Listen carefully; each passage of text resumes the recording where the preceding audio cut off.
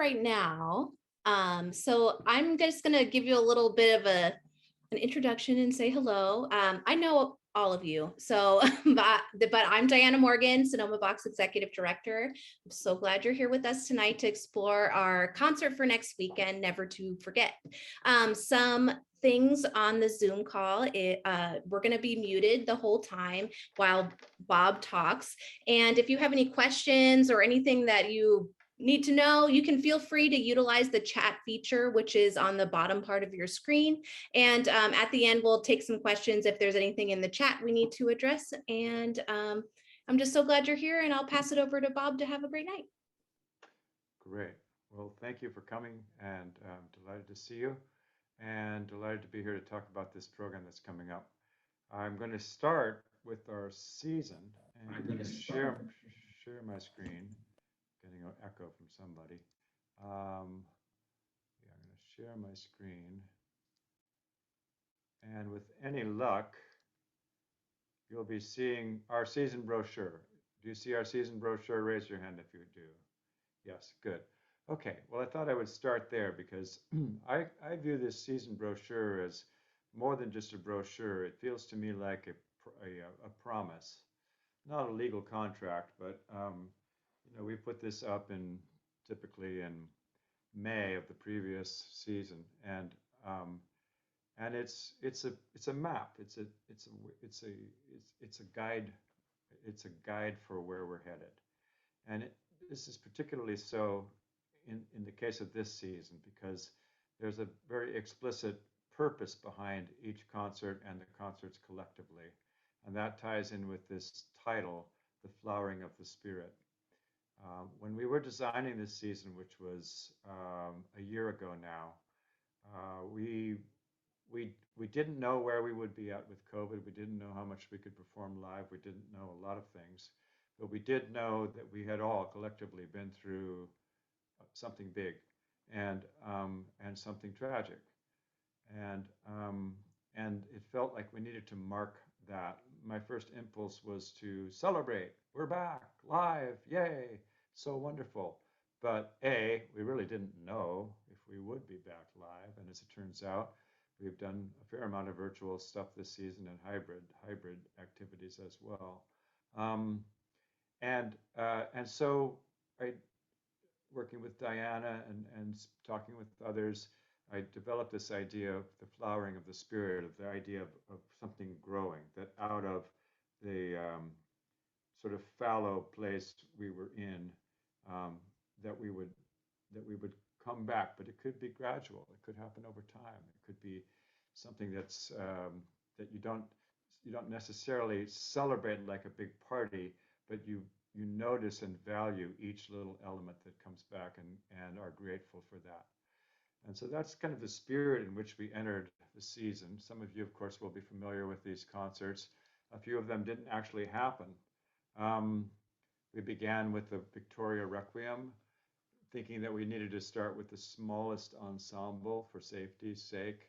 And then we moved to a slightly larger ensemble with our World of Wonder concert featuring a chamber orchestra from our Baroque Orchestra and Diana and Chris Ritchie. Um, and then we had our early music Christmas, which was our 16 voice group, circa 1600, and a small ensemble of brass and organ and one soprano soloist. So you can see there's a sort of a crescendo of activity. And that's right about when Omicron started to bother us. And we had hoped to be unmasked for that, but we weren't. And then our next concert in January couldn't be done, not during the Omicron. So we were fortunately able to postpone it into June, and that information is on our website.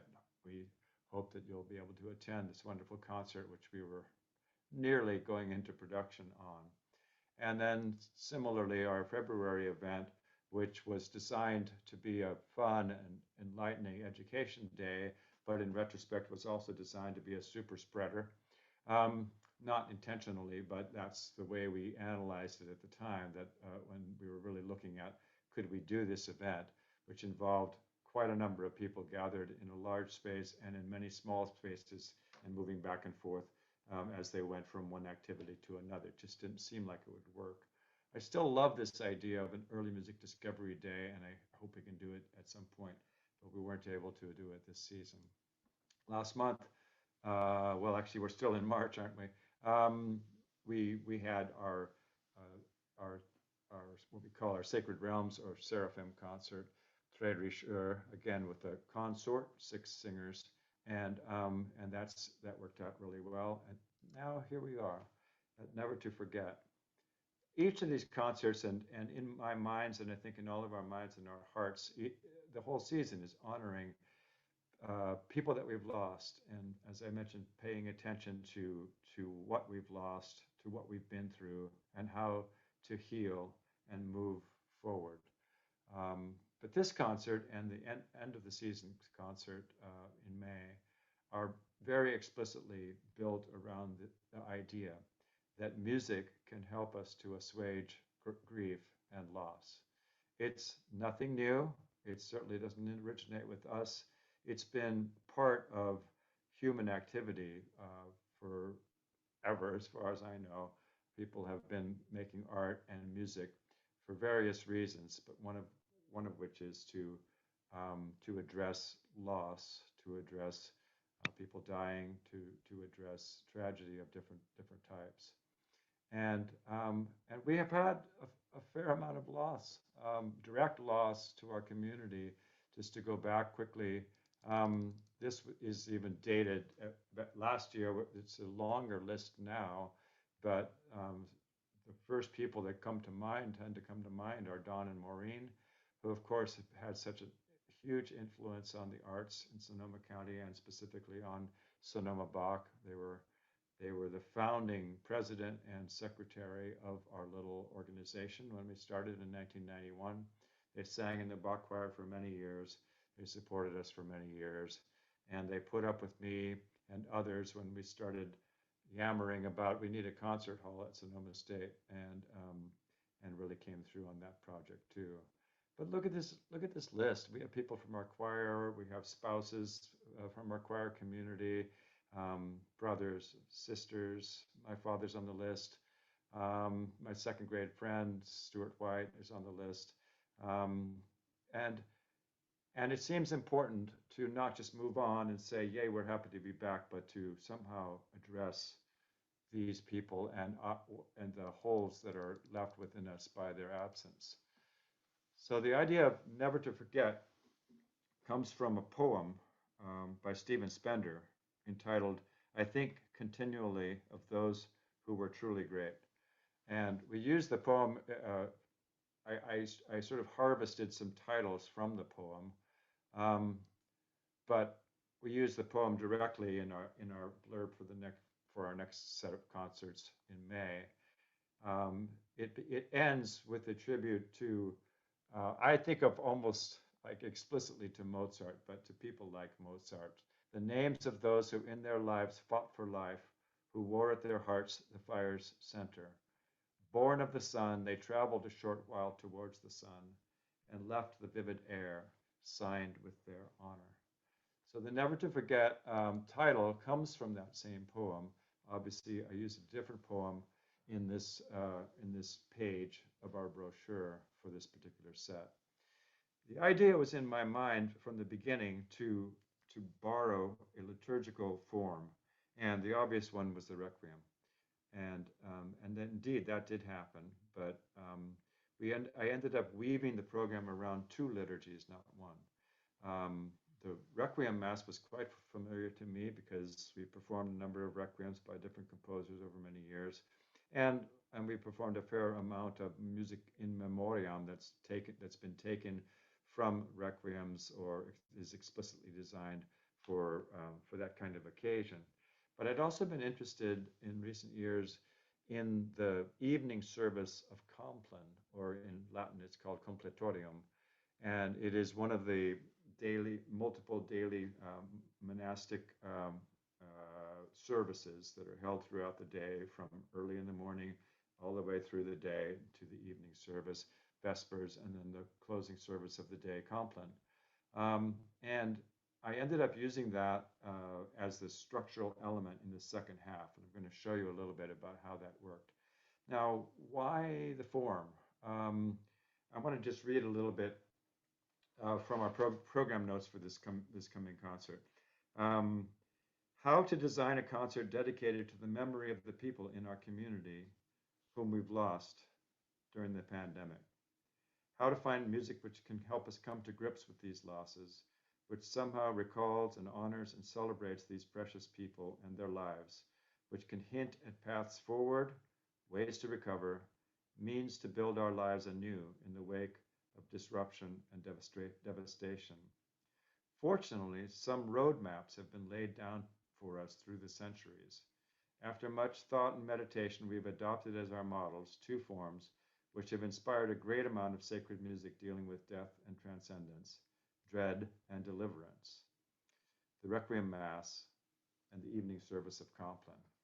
So uh, it, feel, it seems important to me that a concert be built with a structure, that it not be simply a series of pieces more or less pasted together. Um, sometimes we have a clear concept and we can borrow a structure as we do here. Sometimes the structure is created anew. But it really helps if there's some sense of forward motion. It helps the performers, it helps the audience members to grasp the larger gestalt of the concert, or let's say of a set within the concert, or a half of the concert. Certainly, there can be multiple themes and multiple structures in a given concert. But this one felt to me from the beginning as if it needed to have a thread. And it ended up, of course, with two threads, but these threads are related to each other. Now I'm going to show you a little bit about the structure and then we'll look at some actual pieces. I'm going to now open, this is a work in progress. This is the what I call the program materials, which in a day or so I'll be sending to Diana. She will make them beautiful. They don't look particularly beautiful in this iteration, but it's sort of the raw material. So just FYI, um, I put in things like just placeholders like our cover, which comes from the artwork that Moira has done for our brochure and our program covers.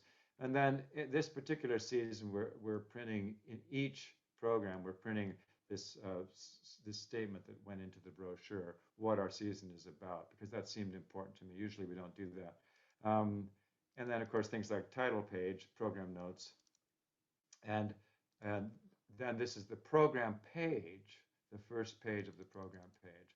Now, this is a little unusual for me. I usually don't get fancy and creative like this. You can see how it's set with this kind of curved structure. But I was reflecting on the complexity of it and also the fact that it does have a clear structure. And I very much wanted to represent that somehow visually, at least on these opening pages of the program. And so what you can see here is that we've used uh, an item from the traditional Latin Requiem Mass um, in alternation with these chorales. So here's the Requiem Mass, here's a chorale, Requiem Mass, chorale, Requiem Mass, chorale, all the way through. And the reason that it's shaped like this is because there's a relationship between the first and the last item in the program. I can't quite see the last item right now, but the last item is from the Duraflé Requiem, as is the first item. So there's a correspondence, a symmetry that the first and the last items are from the same mass, and then this item and this item, those are from the same mass. This item and this item are from the same mass, and right in the center is the offertory, which is all by itself. It's an unicum, and then and the other thing is that we go backwards in time. We go. This was published in 1947. This was published in 1756. This was published in 1532, so we're going back roughly 200 years each time. Then we jogged forward a little bit to 1689, then back to 1532, 1756, 1947. So there's this sense of kind of delving down the further we go, and then coming back. Now, when we have a correspondence like two pieces by the same composer, it helps. That's a structural element.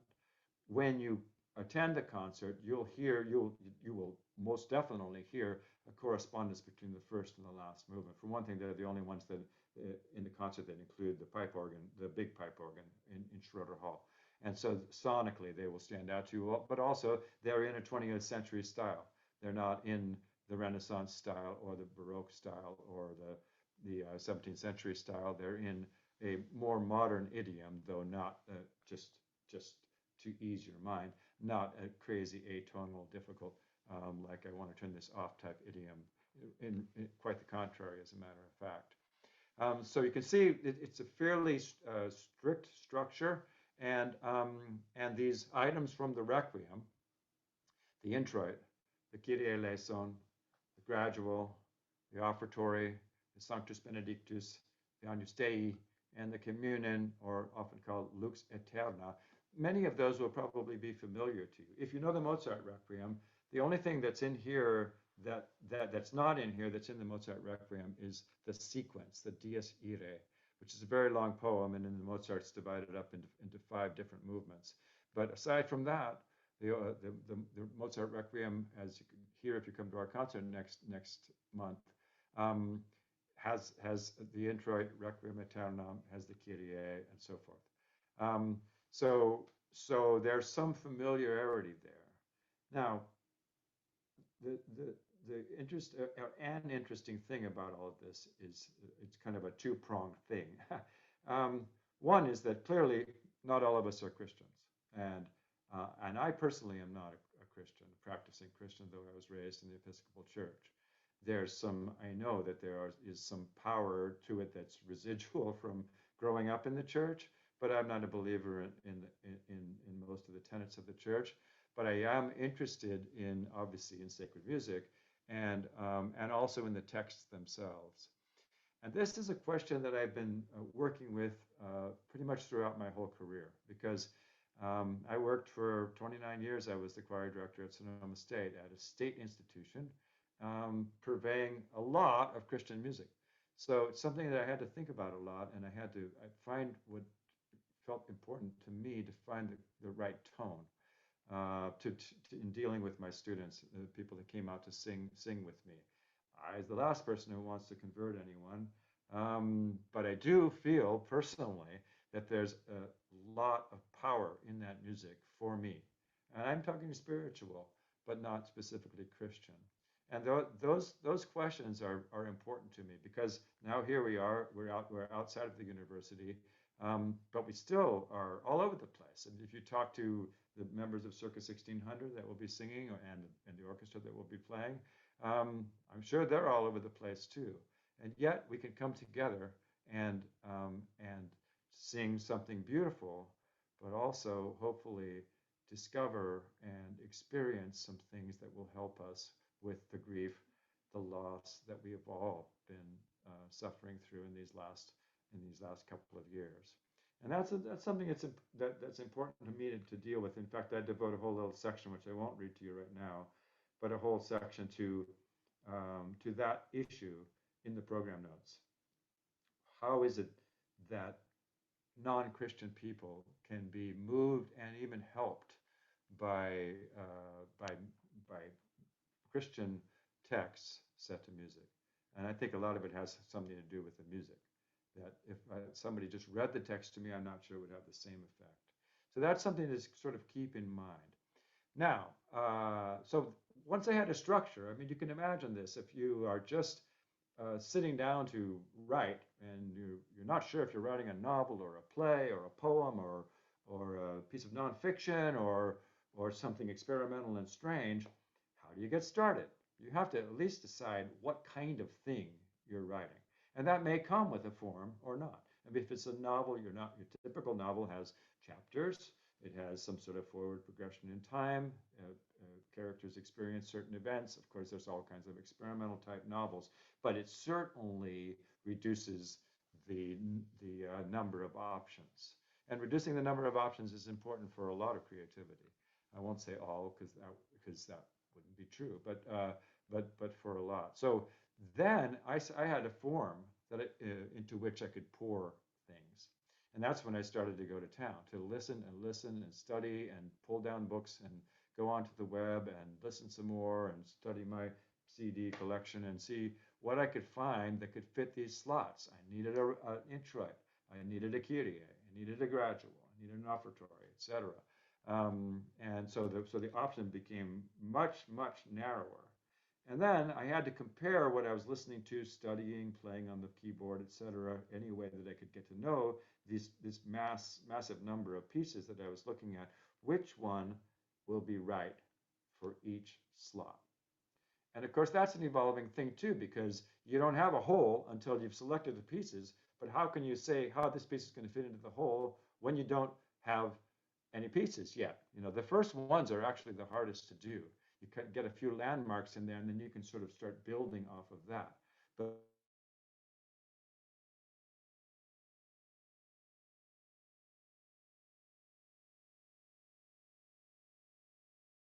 But I was fortunate because I started with the Duruflé Requiem. This was a piece that we were doing a few movements from in the months that in which my mom died, and so the piece was important to me at that time. It was a piece that helped me to work through some important things for myself. So that was very much in my mind, and so that I started with that, and then started working piece by piece to develop this set list. Let me just play you a little bit of the opening of the Requiem Aeternam, which is from the Duruflé Requiem.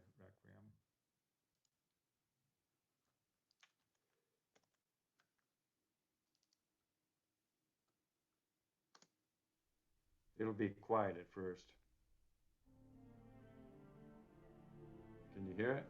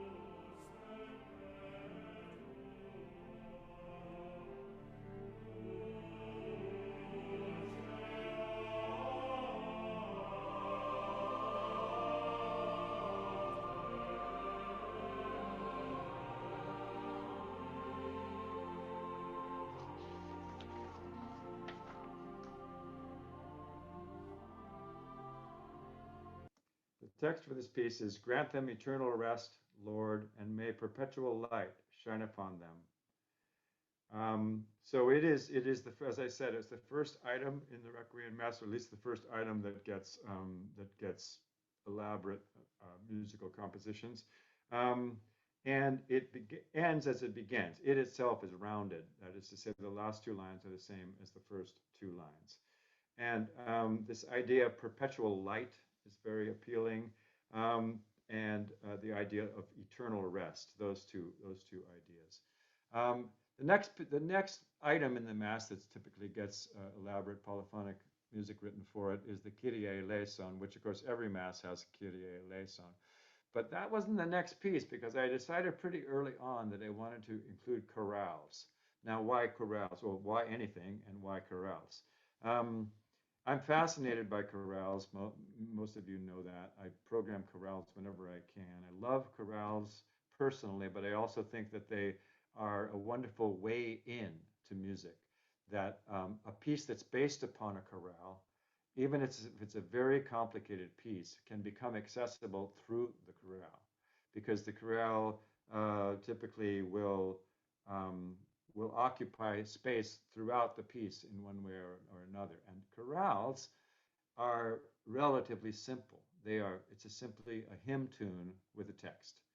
And many of us have been singing hymns or hymn-like songs all of our lives. And many of you, I'm sure, have been singing actual hymns, and some of you may have been singing actual German chorales, albeit possibly in English translation. when a simple tune becomes familiar enough, it lives inside you in a certain kind of way, and it may ally with its words if the words are important to you. So when we sing a song, a hymn, a chorale that we've known forever, we associate the words distinctly with the tune itself. They seem to become one. And then when you hear a piece of music that uses that hymn, you hear that in the music, and it may appear in different kinds of ways. It may be quite simply on top of the soprano line, or it may be little snatches of it are woven in here and there. In this concert that I'm describing tonight, we have imitator music that uses pre-existing tunes, whether Gregorian chant or chorales, a lot. And it always feels to me like it's an entree, it's an invitation. Ah, this isn't something unfamiliar to me. This is something familiar to me that I already love. Ooh, wow, listen to what she did with that tune. I could still track the tune, but there was this extra harmonic flourish, or the tune was put against itself in counterpoint, as happens in the second Kyrie that we do by Christoph Bernhard. Um, and then the other thing about that is so it's a way to kind of help bring people into the fold, so to speak. And then the other thing about it is modeling on the German passion and oratorio settings, which use chorales a lot. Bach's passions, we have two surviving passions from Bach. He probably wrote four, um, possibly even five. But they both use, and Bach's oratorios as well, use German chorales as commentary on the action. So when Jesus is arrested in the scene in the garden, there's a chorale which comments on that. When the three kings arrive in the Christmas oratorio, when the three kings arrive at the cradle and bow down to worship the child Jesus, there's a chorale there. And the purpose of that chorale is to, I believe, to bring the audience fully into the story. Um, because as I said before, they know these chorales so well, and they've been listening to the story told through music and words, and now, but the music wasn't necessarily familiar music to them. It was arias, it was recitatives, it was duets, it was choruses, but the music itself wasn't necessarily accessible to them in that sort of visceral way. But the chorales are, and so the chorales serve as a kind of a commentary on the action, and that's what we try to do with the chorales here. I chose two different chorales. One of them is the famous Passion Chorale, which most of you I'm sure know.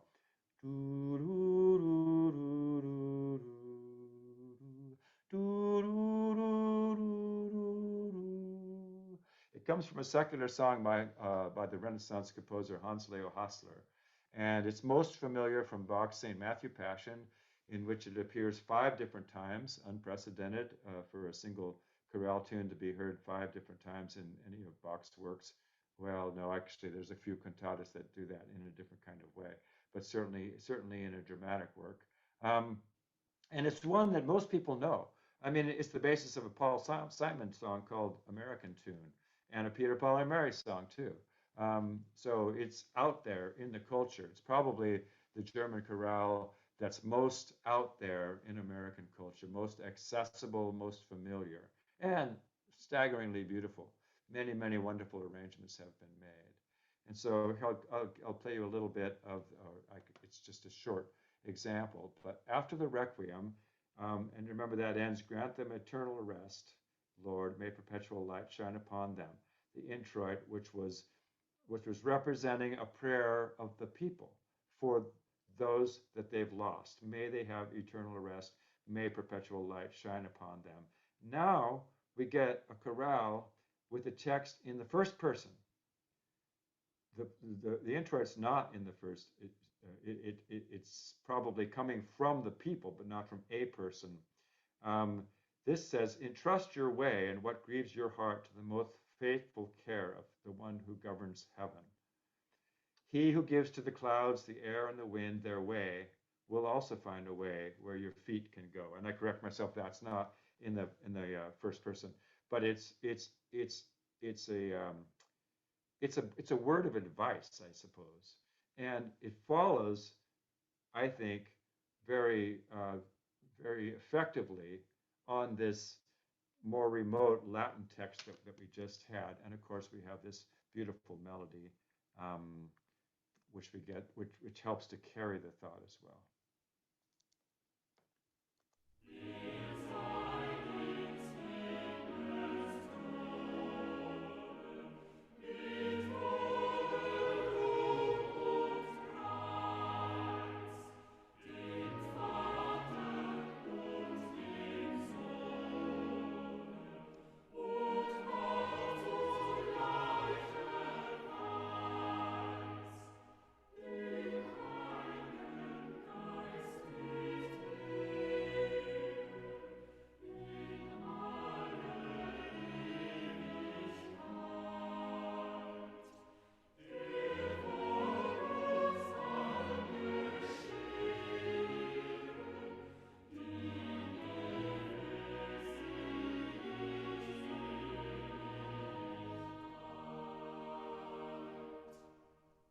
Now, one of the things that's interesting about that is that the only recordings that I have available are from that movement's place in the original cantata for which that arrangement was made, Cantata 135. And but that's with a different text.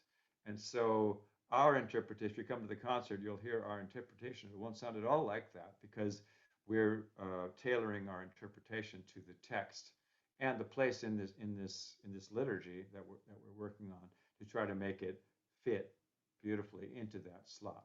That, of course, is the mindset that Bach no doubt had. I always imagine old Bach when he was writing an oratorio. You know, the in some cases the suggestions for the chorales, or even just the clear direction for the chorales, came from the librettist, but other times not.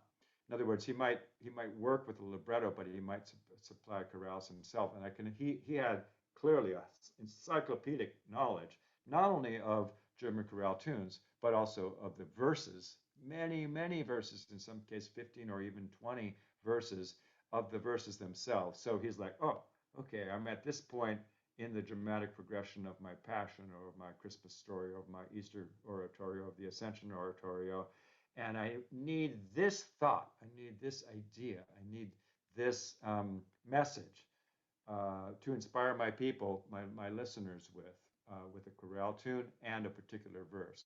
And he, probably just starts writing it down out of his memory, or he goes over to the shelf and he pulls down the Leipziger Gesangbuch, or one of the many songbooks that he had, and he finds that right verse, and he puts it down. So this was a little bit, and I'm not comparing myself to Bach in any way, shape, or form, but it's a little bit like that, trying to scout out what tune to use and also to scout out which verse to use, since we're only using single verses. Of course, here we actually are using 3 verses from each chorale. So that whittles the option down a little bit, but not very much in terms of the Passion Chorale, because there were multiple texts to that same tune, multiple texts, each with many verses. There probably are 30 or 40 verses at least that you could choose from to work with that tune. So that starts to give you an idea. I'm not going to step through every step of this first half, but I just want to give you an idea, and then we'll kind of skate a little bit down the surface. I do want to introduce our second chorale, but first of all, listen to the opening of this wonderful piece by Niccolò Jomelli. Raise your hand if you're a big fan of Niccolò Jomelli already. I didn't think so. I wasn't. I think I knew his name as one of the names that I memorized to pass my master's degree oral exams in 1982. But a name, I couldn't attach any music. So this effort to try to find just the right pieces to fit in with this structure that I was determining as I went along, that effort caused me to discover this and many other pieces too. You might remark that it's considerably different from anything you've heard yet.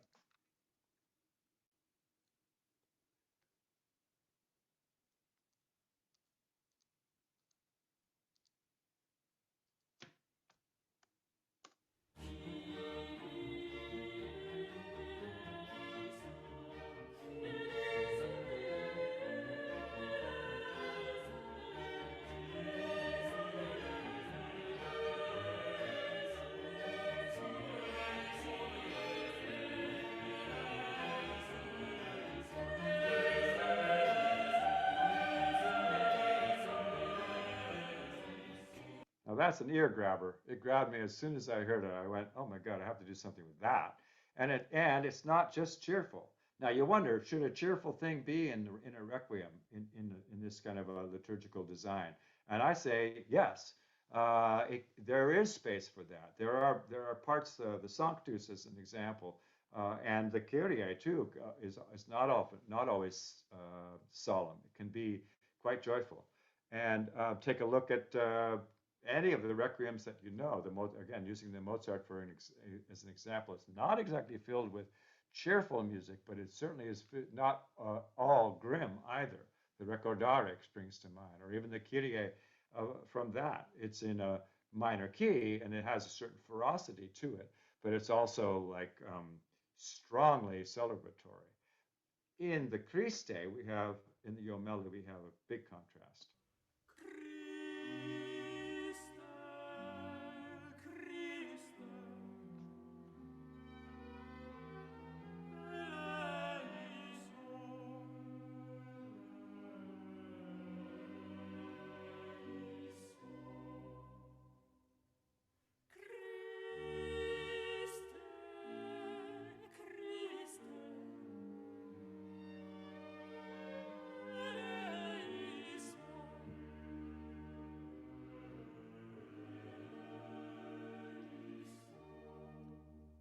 Now, this, interestingly, is what led me to Jesu meine Freude, which is the next chorale. And I think it's because, to me, the Kyrie here seems sort of more abstract somehow than what we just heard, which is to me to my ear very intimate. That the words just mean Lord have mercy, Kyrie eleison, and Christ have mercy. But very frequently the Christe is set aside, and often it's more tender, often it's more intimate, more personal, as it surely is here. And so that led me to thinking about how can we connect to that idea, and also just to the idea of the relatability of Jesus, if that's what you want to call it. That's probably not a very good theological way to put it, but Jesus became a person. People shook hands with Jesus. They gave him a hug. Um, so there is that kind of direct connection. It's a huge part, obviously, of Christianity. So I went searching through the chorales that I love, that I know and I love, and I went pretty much straight to Jesu meine Freude, because it's the text of its first um, verse could just about piggyback off what you just heard. Jesus, my joy, delight of my heart, Jesus, my jewel.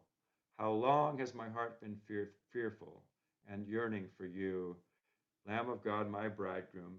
Nothing on earth shall become more dear to me than you are. And here's how that sounds, again, in a Johann Sebastian Bach arrangement. This one not from a cantata, but one of the so-called independent chorales, which the independent chorales are almost undoubtedly chorales from lost cantatas, of which there's at least 150 lost cantatas. And they were abstracted, the chorales were abstracted, and a collection was made before the cantatas were lost. And so those exist, but they didn't get written down with words. So again, we take the first verse words from the sixth verse, Jesu meine Freude, we apply them to this beautiful setting whose actual source is unknown, and this is what we get.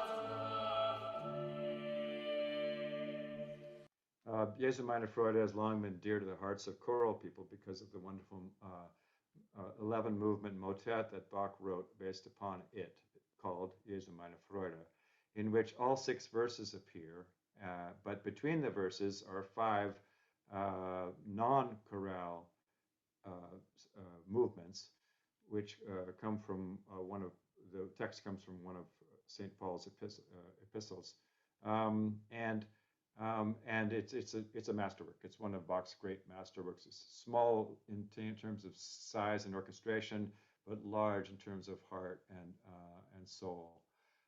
So it pleased me to be able to put that in there, and then it was a matter of choosing from only those 6 verses. There aren't any other poems that are designed for Jesu meine Freude. So, but that wasn't hard because Jesu meine Freude, Jesu meine Freude has a structure that moves from from this idea of yes, the first verse says Jesus my joy, delight of my heart, but it also deals with my heart has been fearful, yearning for you. It kind of starts from that place. It moves through a place of potential trouble, and how do I navigate as a Christian believer and as a human being? How do I navigate through these troubles? And it ends up with this amazing the penultimate movement, Gute Nacht, o Wesen, das die Welt erlesen. The person has moved through all these phases and is ready to bid farewell to the world, not necessarily to die, but to the attractive things of the world, the baubles, the bangles, the beads that attract us when we're young and dumb. But eventually we're lucky we can move to a place where more important things matter more to us. Not that we don't sit and have a beer and watch TV sometimes, but you know what I'm saying. So we get to partake of that evolution of Jesu meine Freude because we have 3 verses from it. Now I'm going to start skipping around a little bit more, but I have to put a little bit of emphasis on these Richefort pieces. Now remember, this goes all the way back to 1532, so nearly 500 years ago. And some of you might be surprised to see this title for the gradual. The gradual, let's say in the Victoria Requiem and in lots of requiems, begins with the same text as the introit, Requiem aeternam dona eis Domine, rest eternal grant them, Lord. But this one doesn't. This is a different one, and it was outlawed and taken out of the liturgy after Richefort's time. But what it is a famous verse from Psalm 23. Si ambulem in medio umbre mortis, non timebo mala, quoniam tu mecum es, Domine. Though I walk in the midst of the shadow of death, I shall fear no evil, for thou art with me, Lord. Now, this pleased me mightily when I discovered this. There are a few other settings of it as well from older masses, older requiem masses, but this is the one that really attracted me for a number of reasons. But that text was one of them, because I didn't want to use the same text again. And then I'm like, oh, this is a really good text. People can relate to this text. Let's do this one. But it has another wonderful feature, which is that into each movement of his Requiem Mass, Richefort has interpolated one, or in some cases 2, pre-existing melodies by Josquin de Prez, one of the greatest of all Renaissance composers. Many would say one of the greatest composers of all time. And it probably was written as a requiem for Josquin, in honor of Josquin. Nobody knows that for certain, but there are little snatches of melodies that are done in 2 voices in canon.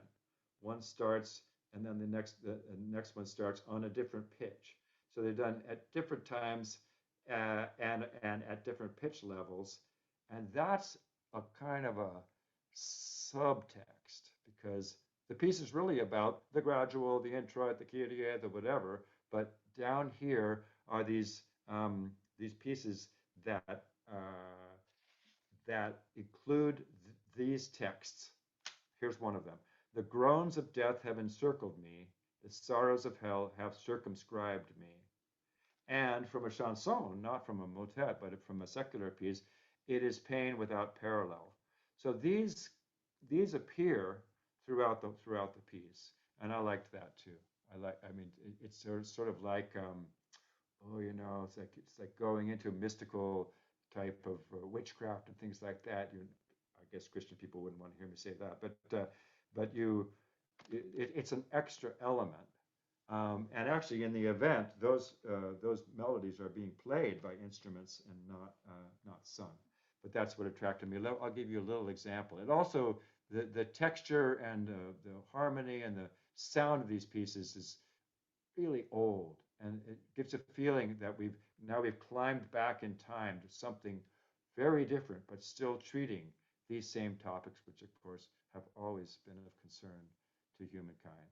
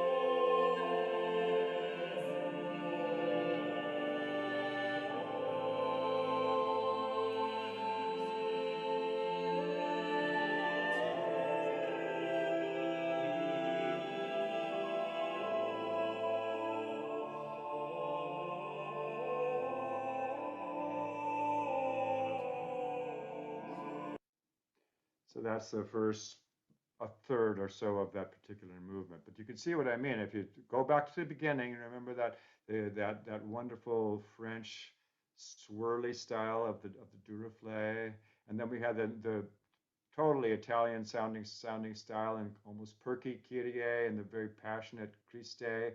And now we're going back another 200 years, kind of back, tunneling back into Josquin's time, just after Josquin died. It's hard to imagine. We're talking 1530 or so. And then, so that's the dive that we take. And then, of course, on the other side, we come back forward in time, closing with the Lux Eterna from the Duruflé. Now, this piece right in the middle, I'm not going to play for you, but I just want to highlight it. There's only one piece from that Requiem, or Missa pro defunctis, as it's called. We're talking late 17th, or it says there 1689. But it is the setting of the offertory. The offertory text is very dramatic. Lord Jesus Christ, King of glory, deliver the souls of all the faithful departed from the pains of hell and from the bottomless pit.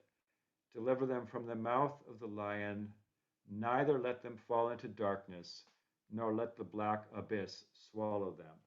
Now, there's a lot of material there for writing a setting if you care about your music reflecting the words. In other words, I'm talking about what's usually the term is usually used for secular music, word painting. In other words, how do I write music that somehow suggests the meaning of the words? If you go to the offertory of Mozart from his Requiem, you'll get a great example because it couldn't be more pictorial.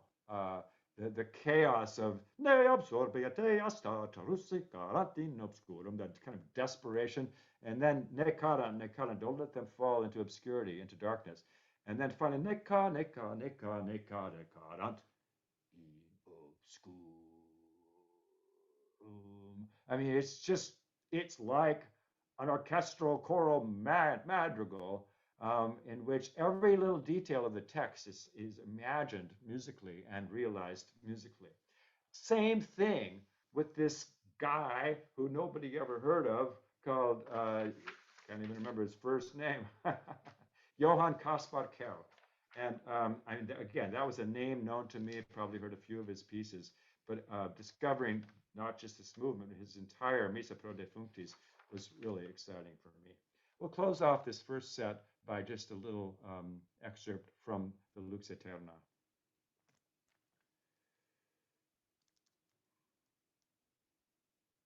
This is going to be fun, by the way. You'll hear the organ prominently here. And as most of you know, the organ is way up high in Schroeder. The orchestra will be down on the floor, chorus will be behind them. And then there's like this other dimension, which since it's high, has a sort of a heavenly feeling sound, otherworldly sound. And I worked, Diana and I went in yesterday and worked with Paul Blanchard, our organist, and I think it's gonna work really beautifully. It's the first time we've done anything quite like this, and As I say, it only appears in the concert proper. It only appears twice in these outer movements of the first set.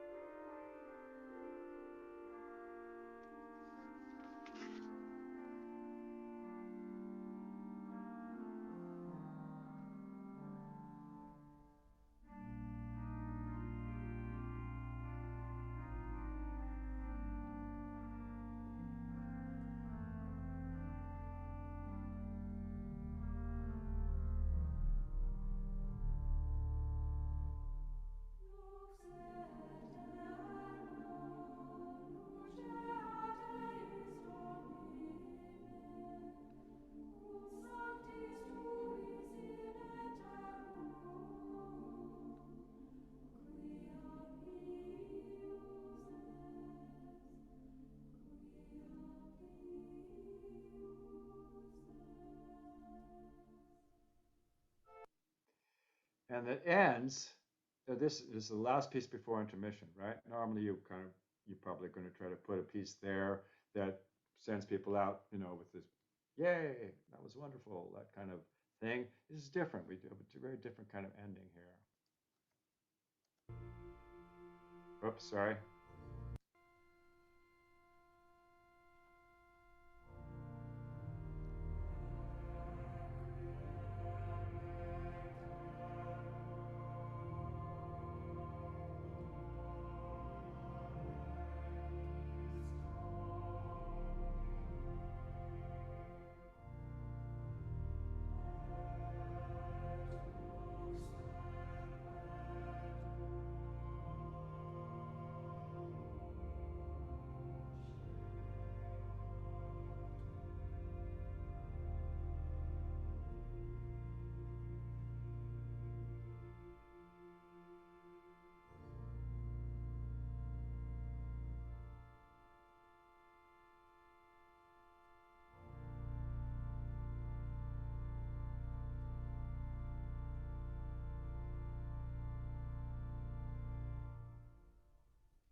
And remember, that's the last thing you hear in the first half. And the first thing you heard in the first half was those self same words, Requiem aeternam dona eis Domine et lux perpetua luceat eis. Okay, so you go out and you have a glass of wine and you have maybe some crackers or cookies and you chat with a few people through your mask. And then you come back in and we have a whole new set for you. This has really been a journey. I mean, it amazed me when I put all the music together and I discovered that you could fit it into a single concert. Because I mean, when we worked with the choir, in these last few months, when we worked through a whole set, it feels like you've worked through, a whole world of music. But in actual time, it's not as long as you might think. So this is the Compline, and I'll turn the page here and take a look at this structure here. Now you can see I started with the chorale. And the way I've designed this page, as opposed to this goofy curvy thing, which was to try to bring out an aspect of the first set. Here I've tried to bring out this different structure. So the actual Compline is coming here in pairs, two movements or texts set to music from the Compline liturgy, and then something else two, two, two. So that left margin is the indent, is the actual liturgy, and then the chorales and other material. In this case, it's not two chorales; it's one chorale, and it's one chorale with only one text. There aren't two poems to this chorale, to my knowledge, anyway. And that text has only 3 verses, which is very unusual. German chorales usually have a lot of verses. Jesu meine Freude has 6, and that is relatively few compared with many others. And I'll get into the details of that chorale in a second. And then also, so the 3 verses are at the beginning, at the middle, and the end of the structure. And then, because I wanted to break up the Compline liturgies a little bit, I decided to use 2 instrumental pieces, a sonata and a sinfonia, both from sacred cantatas by Dietrich Buxtehude, one of Bach's mentors and probably friend. He's the guy, the famous instance when Bach left Arnstadt with a month's leave to walk 250 miles up to Lübeck and visit Buxtehude, and didn't come back till 4 months later, and was duly reprimanded by the city council. Isn't it nice that musicians, at least these days, city councils don't pay much attention to musicians, so at least we don't have to worry about that. Um, so you could see that I've built this, I've structured this in a slightly different way.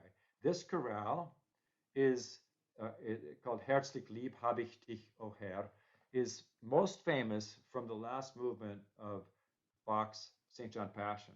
It's the final chorale of Bach's St. John Passion, and it is beloved by choral singers the world over. For that, it's that's one of the most wonderful settings. You won't hear that setting, although we do have Bach, as you know already, in our concert, but it doesn't appear in our setting. But I think you're going to like this setting pretty darn well, too. So let me show you a little bit of this wonderful chorale. We have settings by Buxtehude here, and one by Michael Pretorius right in the center. Here, what's great about the Buxtehude cantata is that he gives it to us first in extremely clear form, in half notes, straight half notes, but these half notes live, the chorale lives essentially above a concerto for strings.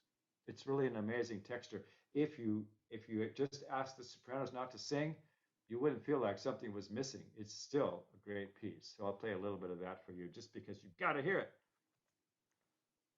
Oops, I just tried to open a Word document. That's not what I meant to do. What I meant to do was open this kind of document. And we have Buxtehude. There we go.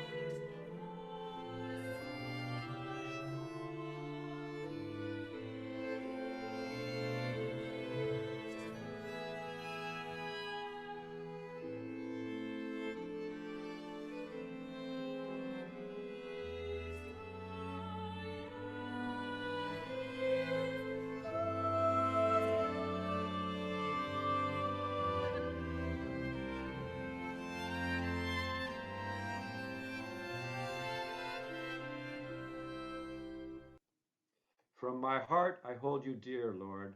I ask that it may be your will to be not far from me with your kindness and mercy. The whole world gives me no delight. I do not ask for heaven and earth if I can only have you.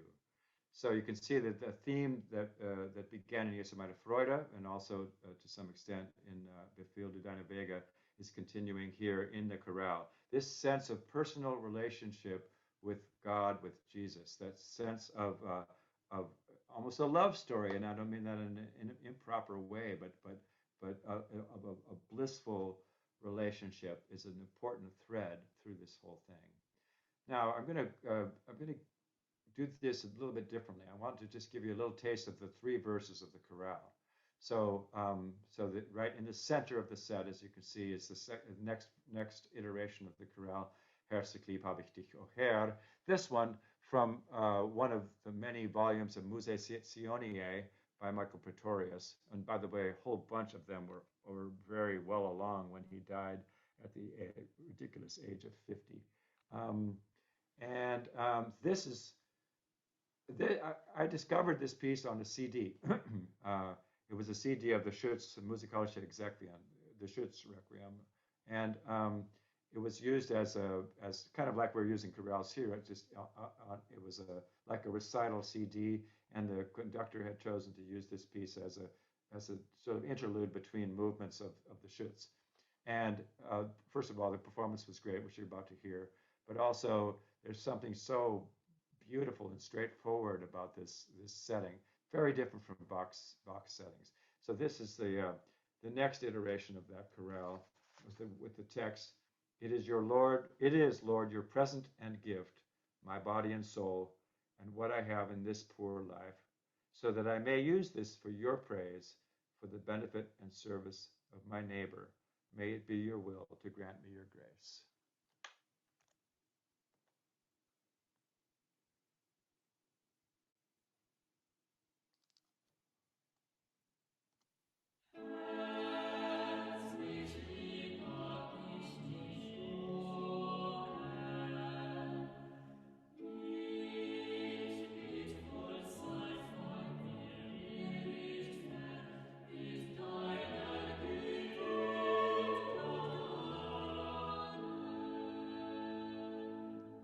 That's the first A section, and that's how much we heard from the Buxtehude. But you remember the Buxtehude was in long notes and over that concerto type texture with interludes in between the phrases of the chorale. So this one works through it what we call homophonically, steadily in the nature of a Bach chorale.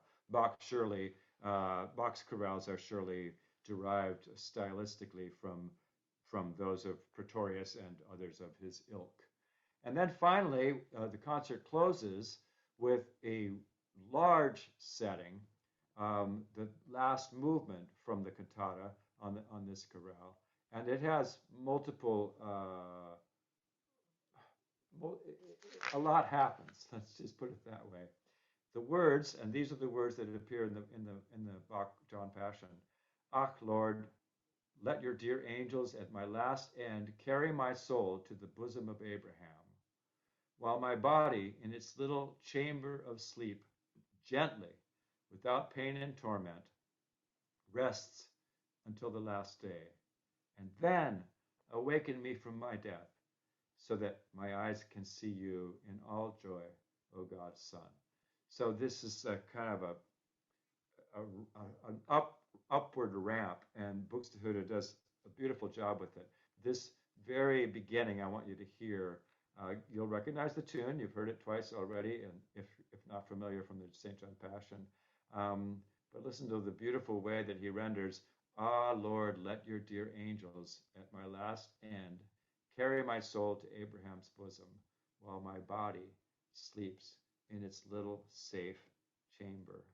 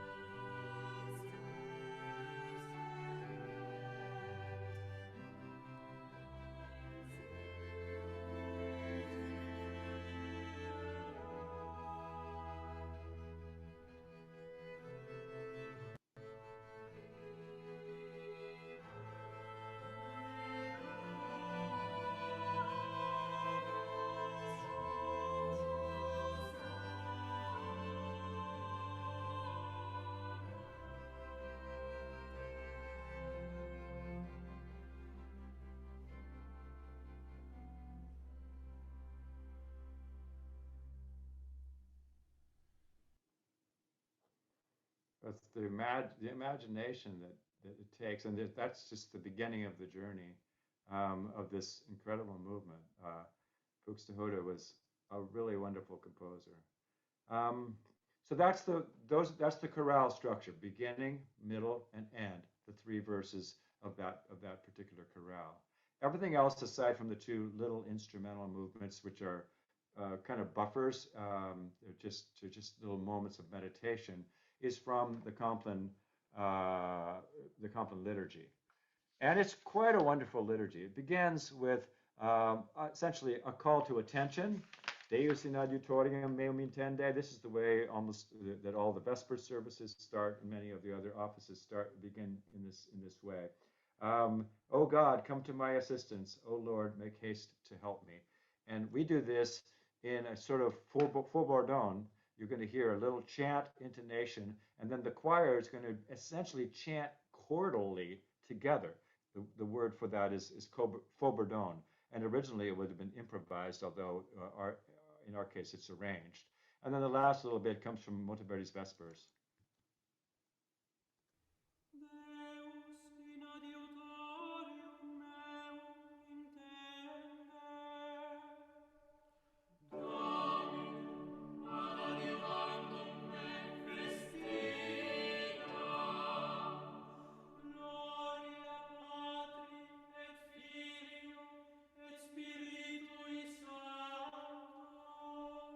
Sicut erat in principio et nunc et semper et in saecula saeculorum. Amen.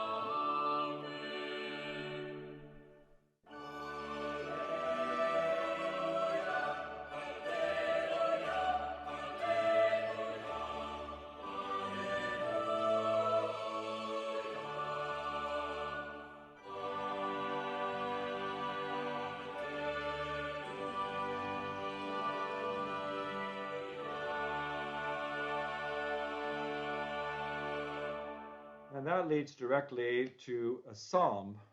There are several psalms and other canticles that are part of the service.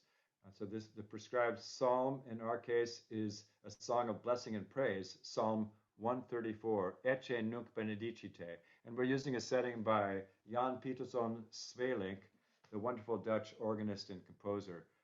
He set many, many psalms to music. This is one from his Canciones Sacrae, and it really carries the joy of the text. Behold, now bless the Lord, O you servants of the Lord.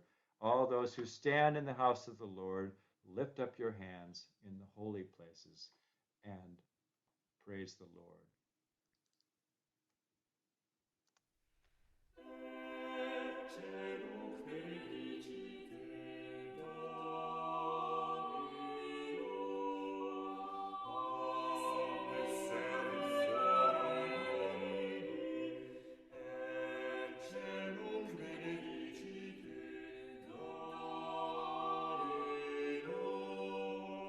So this sort of sets the tone, but we haven't really gotten into the meat of the Compline service yet. The next one, we're going to skip past the Sinfonia. The next one is the responsory in manus tuas. Into your hands, O Lord, I commend my spirit. You have redeemed us, Lord God of truth. Then there's a bit from the doxology, glory to the Father, to the Son, to the Holy Spirit. And then finally, protect us, O Lord, as the apple of your eye. Protect us under the shadow of your wings. Here we really see for the first time that function of Compline as an evening service. As we prepare for sleep, we put ourselves in the hands of God, praying for protection through the darkness of night. And you have to recall that when these were all evolved, going to sleep was probably scarier than it is now. I mean, people passed away, children passed away at incredibly young ages so frequently. So it wasn't just sort of a spiritual urge, but a more present and practical fear, I think. For this In Manus Tuas, we're doing something from an entire, it's called Compiete in Italian, the entire Compline service, or at least all the important musical moments are set to music by Giovanni Lagrenzi. And you can see it in 1662. This is one short movement. I'll play you a little bit.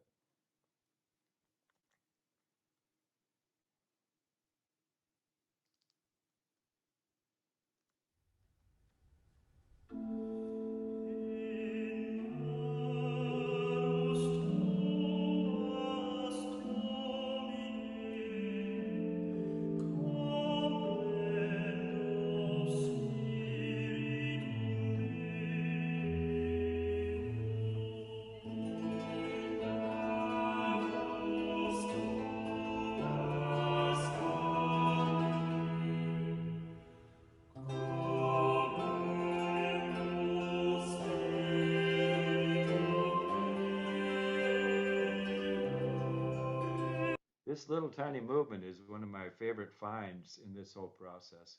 Legrenzi has got another name that I knew as a name, but not really anything beyond. But the whole piece is wonderful, and this particular movement just fit right where I was looking. I had a hole that I had to fill, and it fits so beautifully in there. Another one that has somewhat the same message is the hymn for Compline. A hymn in a Latin hymn is like kind of like a hymn in the sense that it's multiple verses to the same music. In this case, a chant, Te lucis ante terminum, rerum creator poscimus. So it's a 4-phrase hymn, and each verse has the same textual structure, metrical and rhyme type structure. So there you can use the different verses with the same melody. This arrangement by Tallis, he only set one verse to music. So the expectation is that you have a chant for the first verse, 3 verses of the hymn, a chant verse, a polyphonic verse with the chant in the top voice and lower voices using snatches of the chant, and then another chant verse. We'll hear a little bit of that one.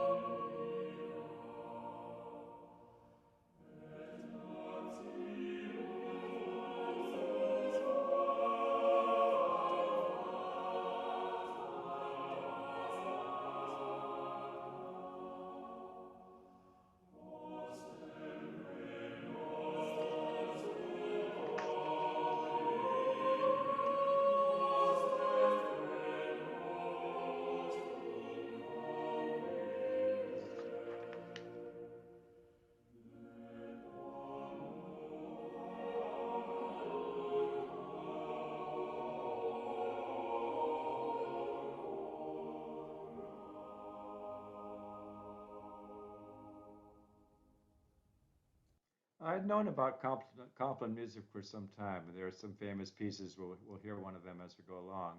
Um, but what I didn't realize fully until this project was the extent to which Compline has inspired an incredible body of beautiful music, um, much as the Mass in general has, and surely the Requiem Mass.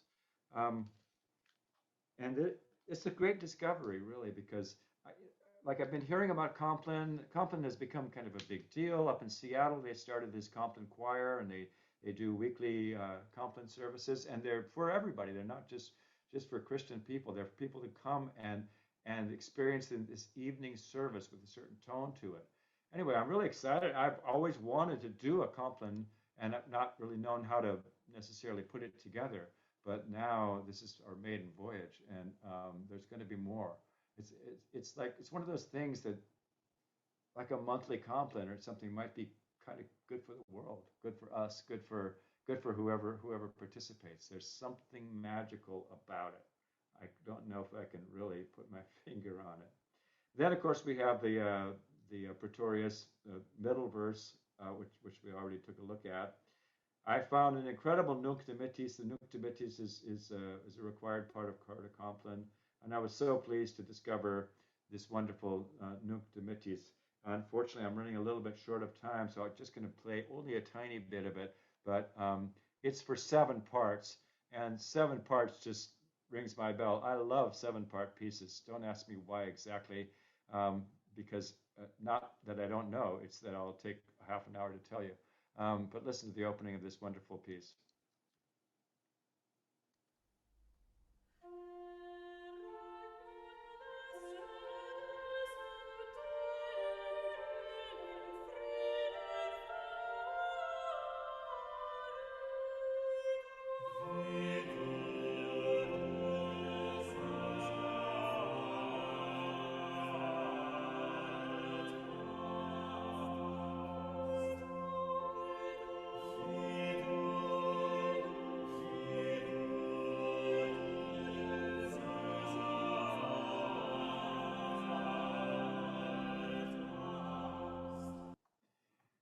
Now, as I mentioned before, Compline has a Kyrie as part of it as well as obviously the Requiem Mass.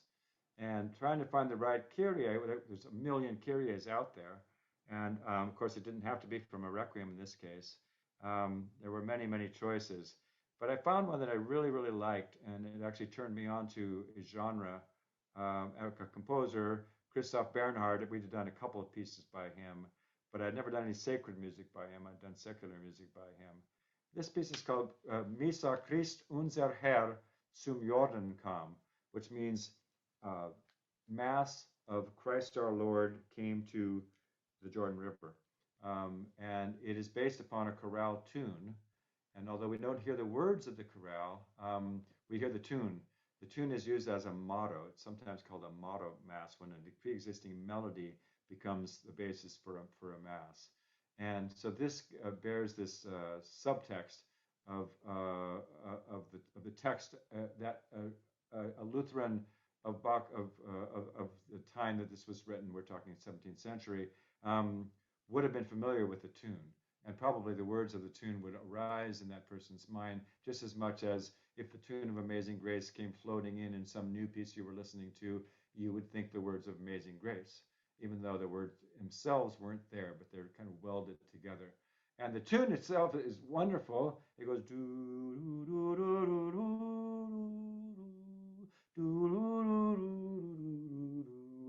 and then the bridge do do do do do do do. And like a lot of Martin Luther chorales, it has a lot of syncopations and a lot of unexpected modal movement. It's just a great piece. Here's the beginning.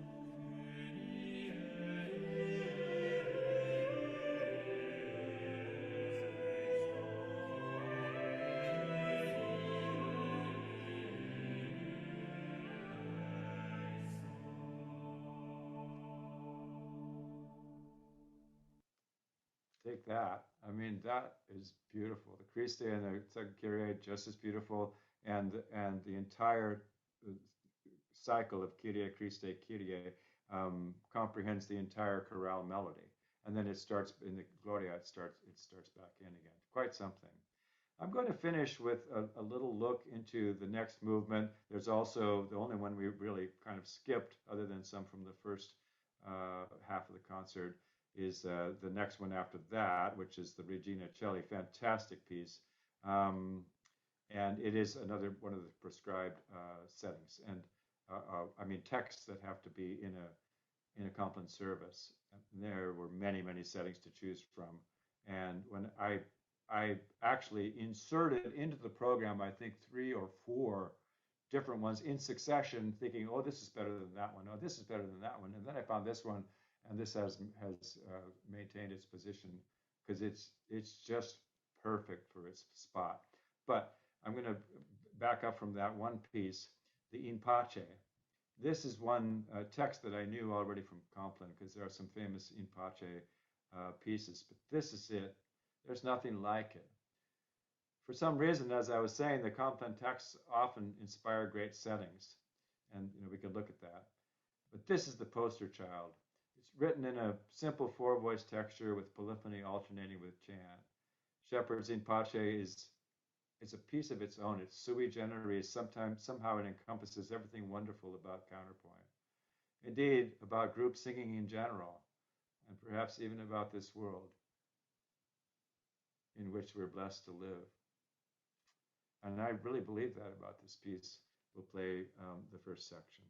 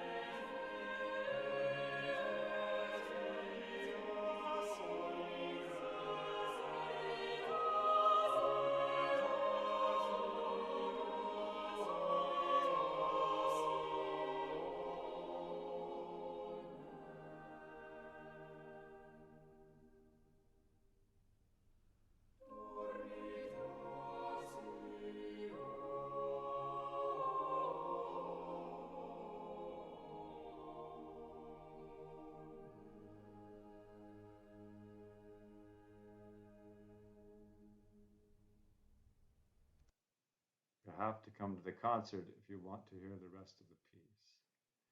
Thank you so much for listening. I hope you've enjoyed it. I certainly hope you can make the concert. We're looking forward to it so much. We have our first production week rehearsal on this coming Monday night, and it'll be a busy week, but the concerts will be in Schroeder. As I said, we're going to be using the organ. We're really excited about it, and I hope you can make it. Thank you so much. If there's any questions or anything, I'm up for that. You can all feel free to unmute yourself if you'd like to make a comment or have a question Yeah. for this evening for Bob. You can go ahead and manage yourself if you like. Well, look at you all. Oh boy.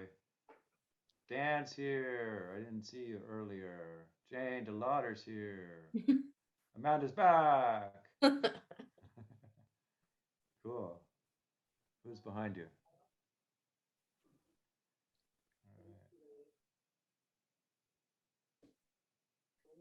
All right, everybody. Well, if nobody has any questions, I'm just so grateful that you all logged in to spend this time with us tonight. We'll post this video on our website if you'd like to look back or listen again. And then we'll just all look forward to seeing you next week at our concerts at Schroeder Hall on Friday and Saturday. So thanks so much for being here. Have a wonderful night. Thank you. Thank you. Everybody. Thanks, Bob. You. Thank you. We'll see you at the Listen, man. concert. Yay. Thank you so much. Yay. Thank you. Have a good night, everybody. Good You night. Bob, thanks. Yes. We're going to watch the last episode of Bridgerton. Oh, good for you. I've already finished. I can't resist it. I love it. No, it is kind of irresistible. Yeah, it's charming. It's like All right, cheap you guys. entertainment, but yeah, it's all good. I loved it. And then I watched The Gilded Age because Chris Fritchie recommended it to me. The Gilded Age was excellent as Oh, well. okay. I'll check that out. Yeah, it's good. You'll like it a lot. All right. Okay. Good night, everybody. Thank you. Good Good night. night.